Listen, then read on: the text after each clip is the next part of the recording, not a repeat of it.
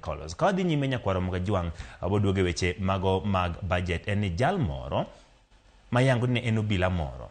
Ochwado gi magina jang'ad bura e doho ma Makadara Nairobi, Monica Kivuti, kendo yudo hinyruok e kinde mane jang'ad bura no golo ng'eto mare ne achich moro miwacho ni ja-ode obila no. Simon kata kamano bende nowito ngimane bang' obila mamoko donjore wach makamano kendo chiele gi magina. E kinde no Monica Kivuti ma en jang'ad bura madowo ma Makadara ne dhi nyime kod golo ng'eto mare kotenore gi kwayo mane achich ochwalo mondo gole e lwet obila e yor rambun. Obila moro ma bende ne nitie kama bura no ne dhi e nyime nogolo magina mare kendo chwado jang'ad bura no.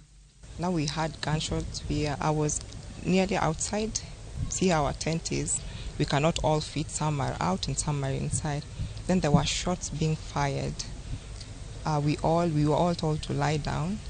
We all down, and then it happened really fast, within a span of a moment.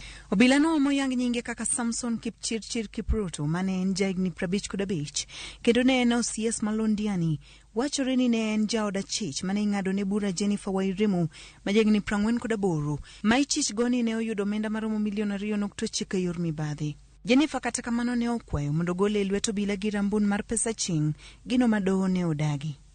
Basically, if you have a case in court and you are sick, you are supposed to send a good information in court that you are sick and approve of the same.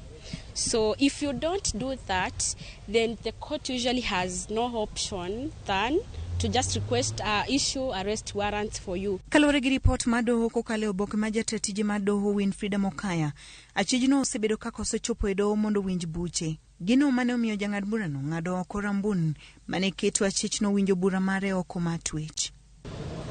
Okang' makamano ne okochopo kare ne Kipchirchir Kipruto mane odonjo gi dhot mar doho kendo chwado magina kor kod bam jang'ad bura no.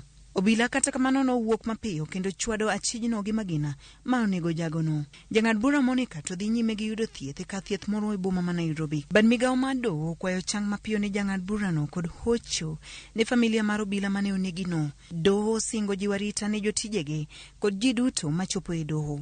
Komanda mar obila ma Nairobi Adamson Bungei oyango masira no ka olero ni ngima jang'ad bura no ni maber e kinde ni. The unit have taken over. They are yet to establish the background information of the suspect and all other details that is of this incident this afternoon. She's stable with the officers, they are stable, and we wish them well. They are recovering very well, and the doctors are taking their charge. Any other situation is taken care of.